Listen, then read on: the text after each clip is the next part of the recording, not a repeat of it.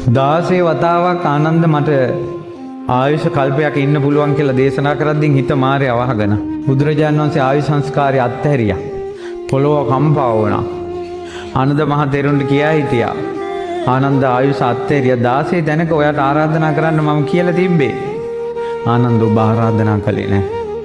බුදු කෙනෙක් ජීවත් වෙන දවසක් හරි මට ආරාධනා කරන්න බැරි වීම නිසා මග හැරුණා නේ කියලා හිතනකොට ඒ හදවත පැලුන්නේ නැත්තේ අටලෝ දහමන කම්පා නොවන නිසා. ඒව දරාගත්තා. පිරිනිවන් වඩින ගමනේදී ආනන්ද මට කලන්තයි කියලා 25 පොළොක බුදුරජාණන් වහන්සේ අසංගන තියෙනවා. එතකොට තමන්ගේ ජීවිතයේ දෙවෙනි තැනට දාලා උපස්ථාන කරපු බුදුරජාණන් වහන්සේ 25 පොළොක අසංගන්නකොට ඒවා දරාගෙන සිටීම ආනන්ද මහ තෙරුන්ගේ ප්‍රතිහාරය. මට පිපාසයි ආනන්ද පැන් ටිකක් අරන් එන්න. පැන් ගන්න යනකොට බොර වෙලා වතුර. ඇත්තටම ලෝතුරා සම්බුදු කෙනෙකුට කොහොමද බොර වතුර දෙන්නේ? බුදුරජාණන් වහන්සේට පිපාසිත බව හැබෑව. කොහොමද මේ වතුර දෙන්නේ බොරයි? මඬ. අනේ ස්වාමීනි මොහොතක් ඉස්සරහට වඩිමු. ආනන්ද මට නම් ගොඩක් පැන් පිපාසයි. එතකොට බොර වතුරද දෙන්නේ බුදුරජාණන් වහන්සේගේ වචනේ දහන්නේ කියන දේන් බුද්ධ වචනේ ඉස්මතු වෙලා බොර වතුර පැත්තට පායස වුණා. පාත්‍රය අරන් යනකොට වතුර නිල් දිය කැටි. සමහර ගම්මාන වලට යනකොට ගම්මාන වල ලින් වහලා බමනවා. බුදුරජාණන් වහන්සේ පැන් වළඳයි කියලා. බුදුරජාණන් වහන්සේට පැන් දෙන්න වෙයි කියලා වතුර ලින් වල වතුර වහනකොට පිදුරු දාලා ඒවා දකින්නට දරාගත්තා. කවදාවත් මිනිස්සෙක් එක්ක රණ්ඩුවට ගිහිල්ලා නැහැ. කවදාවත් මිනිස්සුන්ට චෝදනා කළා නැහැ. රණ්ඩුවකට ගිහිල්ලා නැහැ. අටලෝ දහම දරාගත්තා. බුදුරජාණන් වහන්සේ ගස් දෙකක් අතර ඈත ගම්මානයක ඈත කවුරුත් නැති ගම්මානයක පිරිනිවන් සැතපෙලා. ස්වාමීනි මේ චූටි නගරයකයි සැතපෙන්නේ. ඇයි පිරිනිවන් පාන්නේ? කියන බුදුරජාණන් වහන්සේට පොඩ්ඩක්වත් සත්කාරවල අඩුවක් වෙනවට කැමති නෑ බුද්ධ ගෞරවය. ආනන්ද පොඩි නගරයක් කියලා කියන්න එපා. කලින් කුසාවති රාජධානියේ මේ කුසිනාරාව බණ කිව්වා. බලන්නකෝ ඊළඟට ආවා බුදුරජාණන් වහන්සේ ගැන සෙනෙහසක්. ඒ සෙනෙහස සෝවාන් වෙනකොටවත් දරා ගන්න බැරි එක. කනුවක් අල්ලාගෙන වැළපුණා.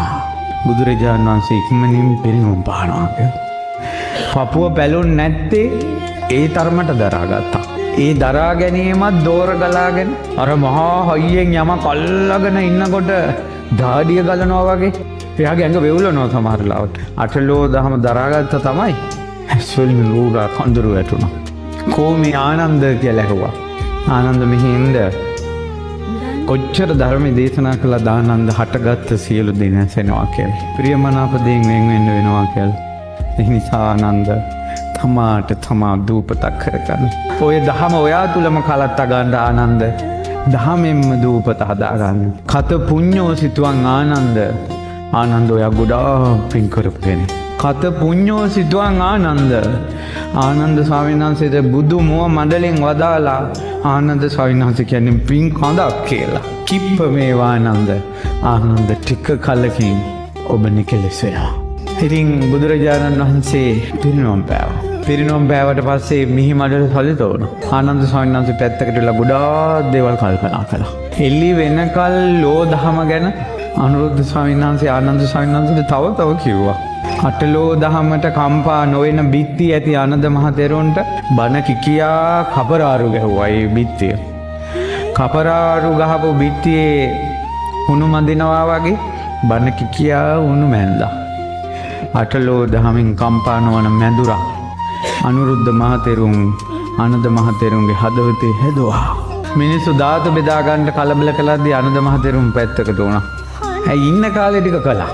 බුදුරජාණන් වහන්සේගේ සම්බුදු චීවරය පාත්‍රයේ පපුවට තුරුල් කරගෙන පාගමෙන් වැඩියා.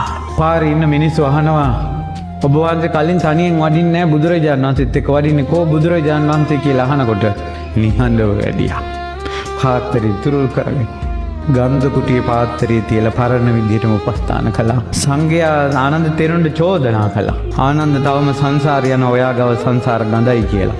භාවනා කළා අරහත්ත්වයටපත් වුණා. කාරණා පහකින් ආනන්ද තෙරුන්ට චෝදනා කළා. ආරාධනා කරපු නැති එකට ජීවිත සංස්කාරයට සිවුර මහගන්නකොට පාගල මැහුවා කියලා. කාන්තාවන්ට කලින් බුදුසිරුර වඳින්න දුන්නා කියලා. ඔය කාරණා පහකේ සමාව ගත්තා. වරදක් නැති බව කීවා. සමාව ගත්තා. මහා කැලේකට ගියා. තනියෙන් භාවනා කරනවා. බලන්නකෝ අටලෝදාව ආනන්ද ගුණ සුවඳ විහිදු වෙනකොට දැනිච්ච මිනිස්සු හොයාගෙන ආවා කැලේට. උයම් පල්ලා කිව්වා එන්න එපා. අපේ මහතෙරුන් තනියෙන් ඉන්නේ. බුදුරජාණන් වහන්සේ පිරිනිවන් පාලත් අවුරුදු 40ක් ජීවත් වුණා. ඊට පස්සෙත් කැලේ. ආනන්ද සංස් කුටියෙන් අතුරුදහන් වෙලා මිනිස්සු ඉදිරියේ පොළොවේ මතුවනා. මාව හොයාගෙන ඉන්න මිනිස්සු වළක්වන්න එපා. මන් නිසා නෙවෙයි. බුදුරජාණන් වහන්සේ මුණ ගැහෙන්න එන මිනිස්සු බුදුරජාණන් වහන්සේ වැළැක්ුවේ නැහැ. මේ ආනන්ද කොහොමද මිනිස්සු වළක්වන්නේ? එන්න දෙන්න. ඒ මිනිස්සුන්ට බණ කිව්වා.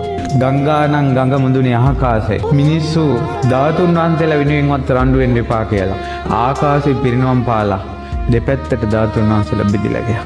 ඔන්න ඔය ධාතුන් වහන්සේලාගේ කොටසක් දෙව්ලොවින් හෝ යම් තැනකින් හෝ මේ ආනන්ද මහා සෑය තැන්පත් වෙනවා.